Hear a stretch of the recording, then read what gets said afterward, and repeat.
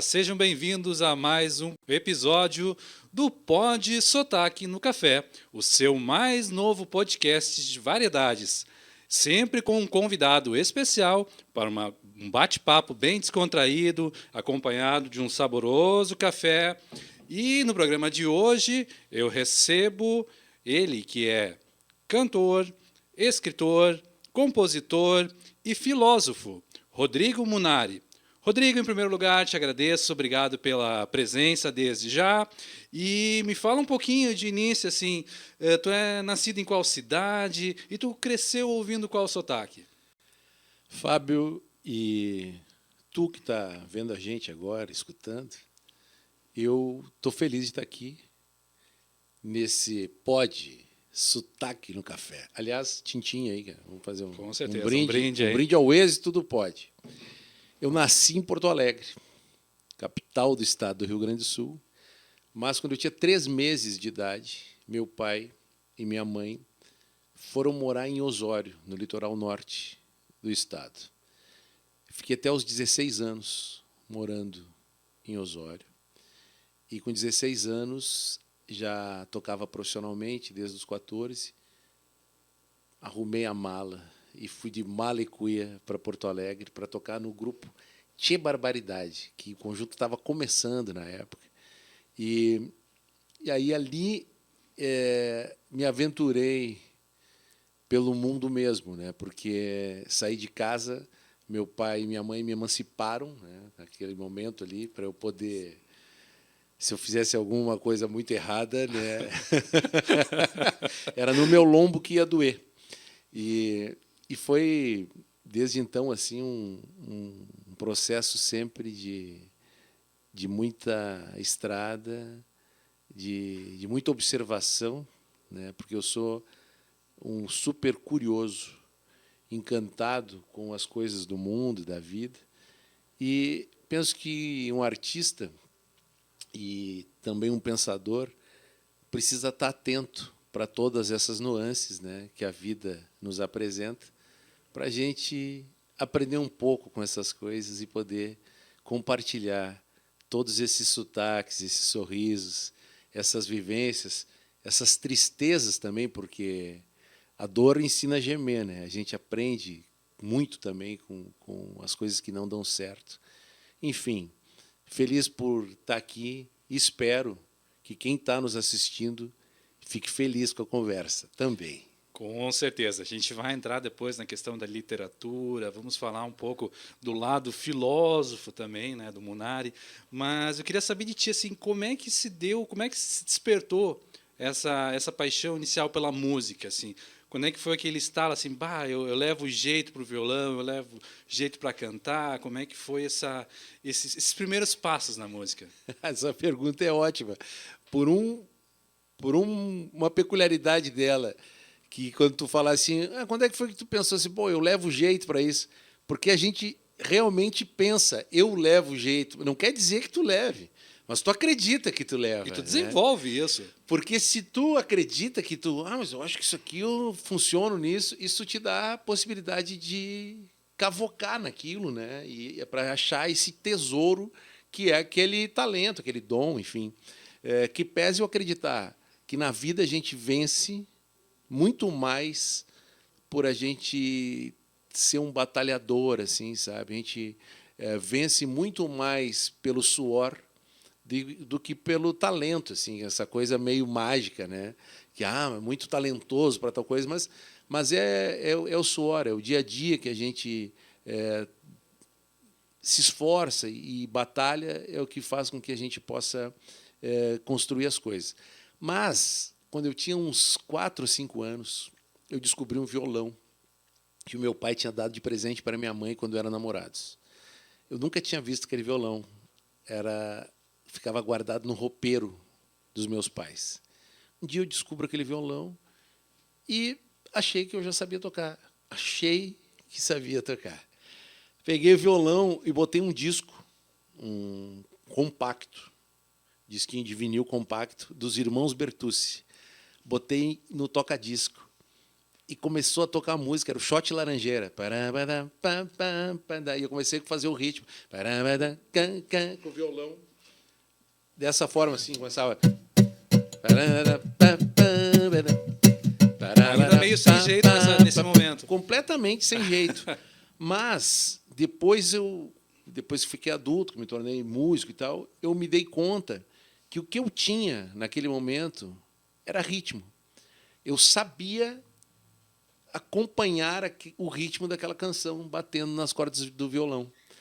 Então, por isso que eu já fiquei achando que eu sabia tocar, né? E a minha mãe e o meu pai não me tolhiram, não vetaram a possibilidade de eu poder chegar naquele violão, né? E eu ficava pegando aquele violão sempre e achando que estava tocando. Eu tinha uns 9 anos, eu comecei a aprender alguns acordes, e aí a primeira música que eu aprendi foi O Menino da Porteira. Depois, meu tio, que morava, o irmão do meu pai, um dos irmãos do meu pai, que morava em Uruguaiana, era o ápice das Califórnias da canção, do festival de música. Ele gravava umas fitas cassete com as músicas da Califórnia e mandava para o meu pai. E eu escutava aquelas músicas e ficava encantado. E aprendi a tocar música guri, que o César Passarinho defendeu na Califórnia. Se eu não estou enganado, o ano era 83. E é um clássico da música gaúcha, né? Dá até arrepio Não, só de maravilhosa. pensar na letra, né? Fantástica. E aí eu aprendi aquela música e aí cantava já aquela música nos CTGs e tal. E, enfim, comecei a ficar muito encantado com o que a música me propiciava, né? Com a maneira que as pessoas também eram tocadas pela música. E aí foi um caminho sem volta, assim, né? Comecei a estudar música e me tornei um profissional de música com 14 anos. Com 14 anos já estava tocando baile com um conjunto Vozes do Vento, que eu e uns colegas na escola agrícola, a gente montou um conjunto, e tem um cara... E o grupo era de Osório? De Osório. De Osório ainda. Tem um cara que era o patrão do CTG, Estância da Serra, lá em Osório, Luiz Linhares, um grande amigo, uma pessoa maravilhosa, um visionário. Luiz Linhares, patrão do CTG, um dia a gente deu uma canja num baile lá. E ele falou, mas esses guri, eu nem reparei que tinha mudado o conjunto, porque eu estava dançando e estava bom. E o que ele fez? Ele comprou um equipamento de som para o CTG e fez um acordo com a gente. O acordo era o seguinte: se vocês tocarem 2 domingueiras de graça aqui para o CTG, por mês, vocês podem usar o equipamento quando vocês quiserem. E aí a gente tinha o equipamento para poder ir tocar algum baile, no salão paroquial, em algum lugar ali na região, na Grande Osório.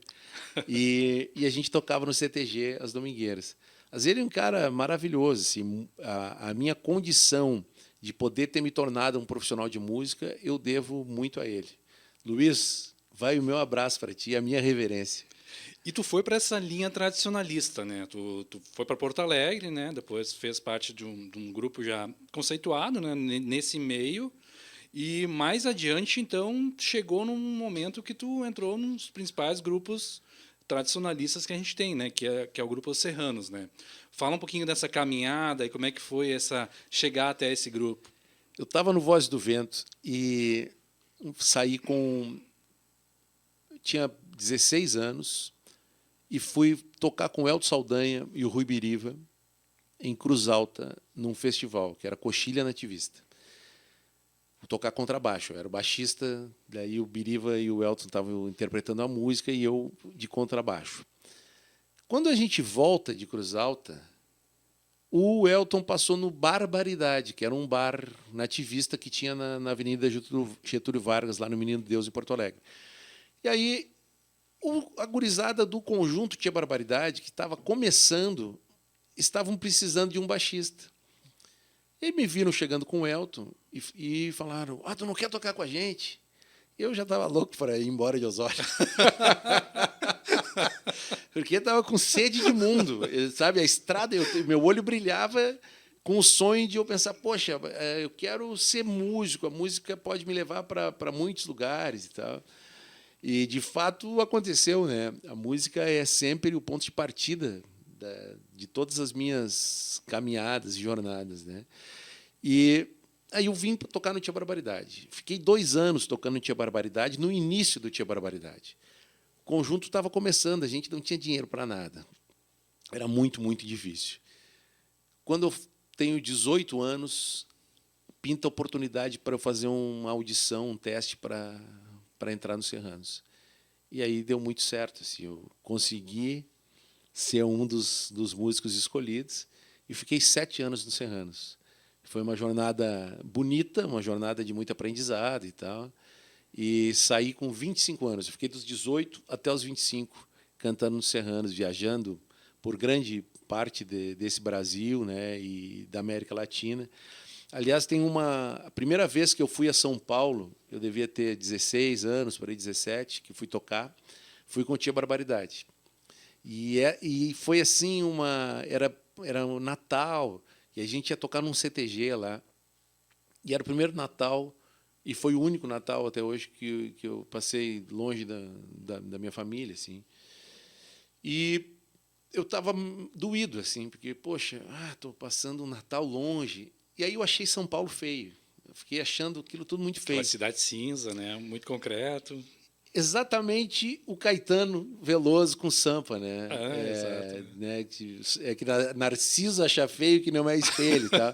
Eu fiquei achando que a minha referência era o Rio Grande do Sul, assim, eu achava e sigo achando, né, o Rio Grande do Sul um lugar com uma luz bonita.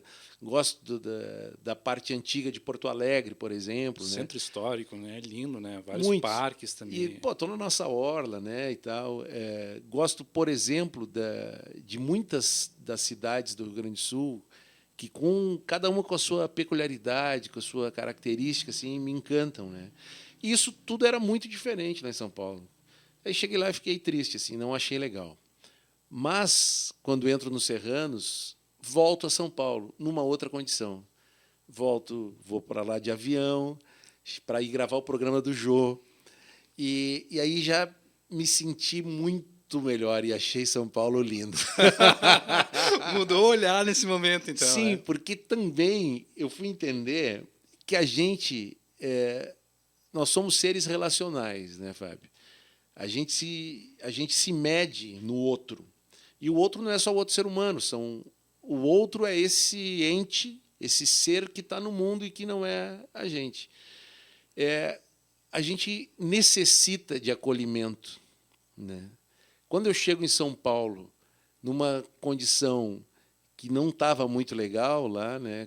Quando foi a primeira vez que eu fui, assim, a gente sem dinheiro, numa batalha, tudo muito difícil, eu não gostei muito da cidade. Quando eu volto, e aí tem um carro lá da produção da TV, para eu ir lá para o programa do Jô e poder cantar e mostrar a música que eu tinha composto, né? Porque a música que a gente tocou lá era uma música que o Serranos gravou em 1995, chamada Meu Retorno. Eu tinha 18... Vamos tocar para lembrar? Uma palhinha, claro, com certeza. E aí fui muito acolhido, assim, sabe? Gostei demais. E aí me apaixonei por São Paulo. Para quem gosta de música gaúcha, certamente vai lembrar disso aqui, ó. O refrão é assim, ó. Qualquer caminho me traz aqui, no meu retorno ainda me sinto um guri. Qualquer caminho me traz aqui, no meu retorno ainda me sinto um guri. A porteira vai abrindo, a saudade vai sumindo, como é bom esse lugar. E eu vou chegando passo a passo e abro os braços num abraço pros meus velhos abraçar. Da janela da cozinha já enxergo a santinha onde a noite ao seu redor balbuciava Ave Maria, minhas orações fazia para um mundo melhor. Balbuciava Ave Maria, minhas orações fazia para um mundo melhor. Qualquer caminho me traz aqui, no meu retorno ainda me sinto um guri. Qualquer caminho me traz aqui, No meu retorno ainda me sinto um guri. E eu cruzo a porta num segundo e me sinto dono do mundo por estar de volta aqui. E uma lágrima teimosa rola macia e formosa quando minha mãe sorri. A família se reúne, cada vez mais se une num momento infinito. Cada história contada é uma página lembrada de um tempo tão bonito. Cada história contada é uma página lembrada de um tempo tão bonito. E qualquer caminho me traz aqui. No meu retorno ainda me sinto um guri. Qualquer caminho me traz aqui. No meu retorno ainda me sinto um guri. Rodrigo Munari. Pode bater palma aí. Tá. Equipe de som, por favor, sonoplastia. Então, Munari, nesse período, então, né, era uma outra realidade já. Estava num grupo maior, já tinha um ar-condicionado, frutinha, que eu sei dessa história. Já tinha. E também tu participou de diversos programas, né? Além do Jô também, né? Tu participou do Domingão do Faustão, sim, né? Sim. E do programa da Hebe também. Chegou a dar um selinho na Hebe ou não? Não, porque eu fiquei um pouco encabulado. Gracinha. Mas a Hebe, que pessoa iluminada. Assim, aquela mulher tinha uma aura, uma luz, assim. Ela nos deixou muito à vontade, assim. Ela veio dançar comigo, ela cantou o refrão da música comigo, né? Então eu cantava qualquer caminho, me traz aqui, e ela me traz aqui. E, ela ficava... E vocês presentearam ela com um poncho também, não é Sim, isso? com um poncho. Que legal, né? E como faz falta, né, esses artistas, né? A gente perdeu recentemente Silvio Santos, né? Que são lendas assim da comunicação, né? E tem um carisma, tem um traquejo para a comunicação que é de tirar o chapéu, né? Eu fiquei assim muito encantado sempre que tive contato com essas pessoas e olha que eu não me tornei amigo de ninguém assim deles, né? Por mais que eu desejasse. Mas o Faustão é um cara muito inteligente, é um cara com um super conhecimento assim das coisas, né? E uma visão para comunicar, né? Ele começou no rádio sendo repórter de campo, de futebol, na beira do gramado. Um cara muito querido, um cara generoso, assim, um cara que sempre que eu conheci algumas histórias dele, assim, de pessoas que conviviam com ele, né? E convivem, sempre falam coisas interessantes dele, assim, um cara generoso, um cara bacana, e foi bastante generoso, assim, quando estive no programa dele, sabe? Me deixou muito à vontade, assim. Jô, uma sumidade, né? Um cara com um super conhecimento de muita coisa, assim. E era um diálogo agradável, né? Ele trazia ali elementos também, virava uma coisa assim muito descontraída e ao mesmo tempo inteligente, né? Eu vi agora um documentário que tem no Globoplay sobre o Jô, que a gente que não convive com a pessoa, com o ser humano, a gente só vê o artista, a gente não tem noção da pessoa que ele foi, assim, né? Tem depoimentos maravilhosos assim falando dele, e o que me remete a uma história que eu vivi, assim. Munari, fala um pouquinho mais desse processo criativo. Como é que era lá, junto com... Tu entra nos Serranos, tu tem lá a figura de músicos veteranos, experientes, Dutra, por exemplo, tá ali. Tu tinha essa liberdade de produzir, fazer tuas canções também. Como é que se dava esse processo criativo? Era uma relação bem tranquila, assim. Todo mundo tinha liberdade para apresentar as suas criações. Obviamente que quem O band leader, né, era o Edson e o Toco, os dois irmãos, que eram os proprietários, são os proprietários dos Serranos. O Edson, a referência artística, né? Eles, os dois, sempre sabendo o que a empresa deles, ou seja, o Conjunto Serranos, queria apresentar para o seu público naquele momento, né? Tinha que seguir uma linha, digamos, uma linha editorial, né? Isso aí. No jornalismo tem linha editorial, é a linha musical, digamos. A linha editorial é o termo que casa bem com o processo que existia lá. Eles estavam abertos para acolher o que cada um de nós inventava e pegavam aquilo tudo e diziam, não, isso aqui funciona porque a gente acredita nesse processo X. Isso aqui está fora desse processo que a gente acredita.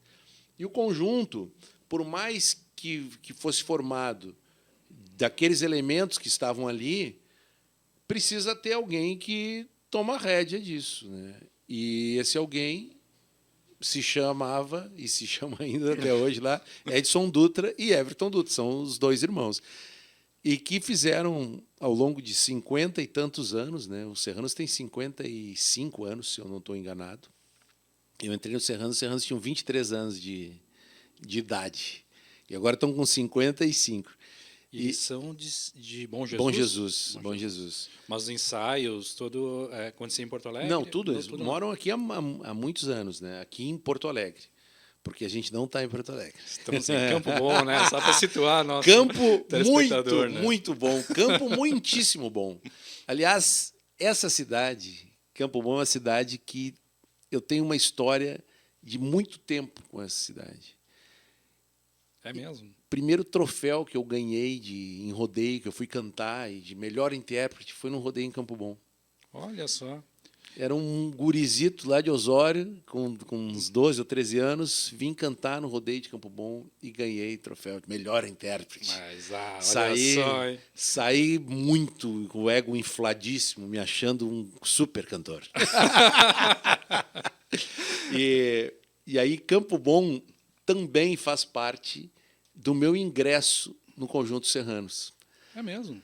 Eu estava tocando aqui, acho que era um evento no rodeio de Campo Bom também, com o Tia Barbaridade.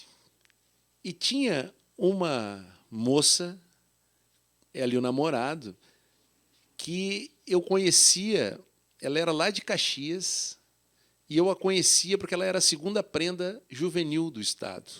Tinha sido, ou a primeira prenda. Me perdoa, Shirley, que isso aí é muito tempo, eu já não estou mais lembrando se era a primeira ou a segunda prenda. Para mim, sempre a primeira prenda pelo teu talento. Velho. Aliás, a Shirley, tua colega, jornalista, né? Sim. A Shirley Paravise, lá que está cuidando da RBS TV em Caxias. A Shirley era primeira ou segunda prenda do Estado, quando eu conheci a Shirley. E a Shirley contou para mim que alguns integrantes estavam saindo dos Serranos, mas era assim um super segredo. Quase ninguém tinha essa informação. E foi aqui no rodeio de Campo Bom. E eu fui para casa pensando, que legal que ia ser cantar lá nos Serranos. E o baterista do Tia Barbaridade, à época, comigo, Renato Cunha, a gente dividia apartamento, tá? O meu irmãozão, ele é padrinho da minha filha, eu sou padrinho dos filhos dele. O Renato disse para mim, a gente tinha que fazer um teste lá. E eu falei, como? Como é que nós vamos chegar perto dos caras? E ele disse, tu não conhece ninguém que possa conhecer os caras? E eu falei, tem um cara que talvez conheça. Era o Léo Almeida, cantor da música nativista, o Léo. E aí liguei para o Léo, não, a gente não tinha telefone, cara, não tinha. A gente está num mundo que tudo celular, não tinha telefone. A gente foi na casa do Léo, pegamos um ônibus e fomos até a casa do Léo. E a gente bateu na porta da casa do Léo e contamos que a gente queria saber se ele conhecia os Serranos e se ele nos apresentava para os caras. E ele disse, olha, vocês estão com sorte, amanhã tem um show aqui no ginásio, em Porto Alegre, era o ginásio da Brigada Militar, que não existe mais hoje, mas era na Ipiranga, esquina Silva Só, um show beneficente. para... Não lembro qual era a entidade. E muitos artistas da música gaúcha vão estar lá. Os Serranos é um desses artistas, e eu também. Se vocês forem, vão, toquem comigo, e eu apresento vocês. Fechou todas, então. Fechou todas. No outro dia a gente estava lá, e aí tocamos com todo mundo, porque no fim o Renato de bateria e eu de contrabaixo, a gente meio que virou a banda da casa, dos artistas que não tinham baterista e baixista. O Daniel Torres, o Elton, o Dante Ledesma, o Biriva, todo mundo a gente foi tocando com eles, né? Sim, e com o Léo. E aí marcaram, os Serranos, nos apresentaram os Serranos e marcaram para a gente ir depois, 2 dias depois, fazer uma audição lá. E aí o resto da história todo mundo já sabe. A gente emplacou na audição que legal. E entrou no Serranos. Os dois, o Renato e eu, saímos do Tia Barbaridade e entramos no Serranos. Campo Bom, de novo, na minha vida, sendo importante. Munari, a gente já está indo para a reta final do nosso programa, desse episódio do podcast. Queria te agradecer pela presença, obrigado pela parceria, pela presença. E também vou mostrar aqui o outro livro. Eu te faço a pergunta, esse também deixa um ar de mistério no final? Acho que vem novidades, talvez não de autobiografia, mas talvez outros livros. Fala um pouquinho o que vem por aí. As histórias por trás das canções nasceu para poder... muitas pessoas perguntavam, como é que tu fez aquela música da novela? Aquela música que tu gravou lá no Serranos, aquela do Qualquer Caminho, me traz aqui, como é que tu fizeste aquela música? Eu resolvi fazer as histórias por trás das canções quando eu estava comemorando 30 anos de carreira. E era uma maneira de poder contar um pouco da minha história, o que eu estava vivendo e sentindo quando compus aquela canção. Por isso que nasceu as histórias por trás das canções. Não tem mistério nesse livro, porque eu escancaro tudo. O que estava acontecendo realmente e por que eu fiz aquela música. Né? São 12 canções que eu conto a história delas aí. Muito provavelmente vou lançar, não sei quando, vou escrever e lançar mais 2 livros, porque isso nasce como uma série. Então, vão ser 3 livros que eu planejei, quando fizesse, de poder contar histórias das músicas. Mas, sim, temos novidades. Dia 7 de outubro, 50. Eu sou um homem cinquentenário. O bom é que o convidado não esconde a idade, né? Vantagens de ser nego velho. E, no dia do meu aniversário, 2 livros novos foram lançados. Um chamado Vivencial, Atitudinal e Criativo. Na verdade, não é essa ordem, é Criativo, Vivencial e Atitudinal. As 3 categorias de valores na busca de sentido. Que é um livro voltado para a filosofia. É um livro que foi a minha dissertação de mestrado. É um livro que eu gosto bastante e é um livro muito acessível. As pessoas pensam assim, mas essas coisas de filosofia aí a gente lê e não entende nada. Não, esse aí a gente lê e entende tudo. Porque uma das minhas intenções é fazer com que a filosofia possa chegar nas casas de todo mundo, para a gente pensar o mundo de uma forma mais bonita, mais equilibrada e mais feliz. E o outro livro, A Natureza é Tudo. É um livro muito pertinente com o que a gente está vivendo no Rio Grande do Sul, assim, viveu, né, em maio e junho, com as enchentes todas. É um livro que fala dessa condição que a gente tem de, às vezes, esquecer que a gente não faz parte da natureza. O ser humano está vivendo um momento assim que pensa que a natureza é uma coisa e o ser humano é outra. Ó ser humano que nos assiste, sinto te informar. Tu é uma partícula muitíssimo pequena dessa coisa grandiosa que se chama natureza. Então, vamos nos portar como tal. O planeta Terra já está cansado da gente ficar sacaneando com o planeta, né? E tem uma música. Tem novidade por aí, né? Tem. a gente pode dar tchau e aí eu encerro com a música, se tu quiser. Então tá, vou te agradecer então, Rodrigo Munari, ele que é cantor, compositor, escritor e filósofo, mestre e doutorando em filosofia. Munari, obrigado pela participação de coração, bom bate-papo, fico feliz de ter tido a oportunidade de tê-lo aqui comigo, tê-lo aqui para todo mundo acompanhar, trazer um pouco desses pensamentos, dessas reflexões. E sim, vamos finalizar então com uma novidade, então. Primeira mão, é isso? Primeiríssima mão. Vamos lá, então. A música a natureza é tudo. E, Fábio, desejo vida longa e de muito sucesso para o Pod. Espero que eu possa estar no episódio 100, no episódio 200, para a gente poder comemorar todo o êxito desse Pod. Ó.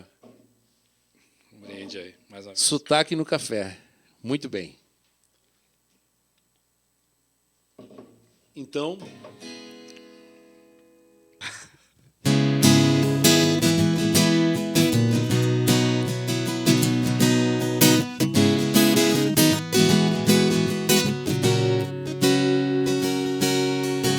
Foi meu pai que disse, e nele eu acredito, quem cuida da natureza deixa o mundo mais bonito.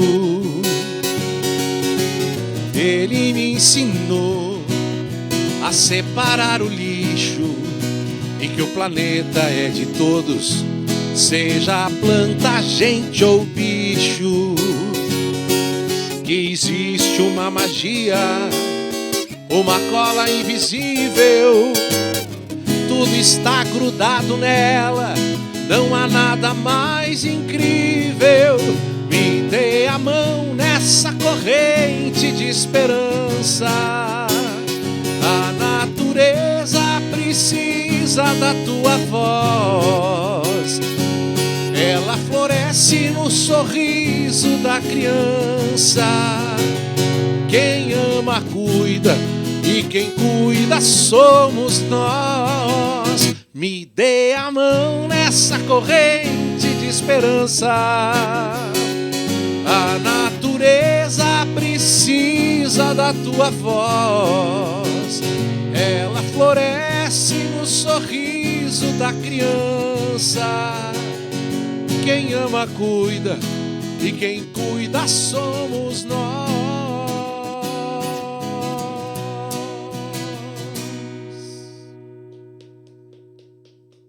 Muito bem.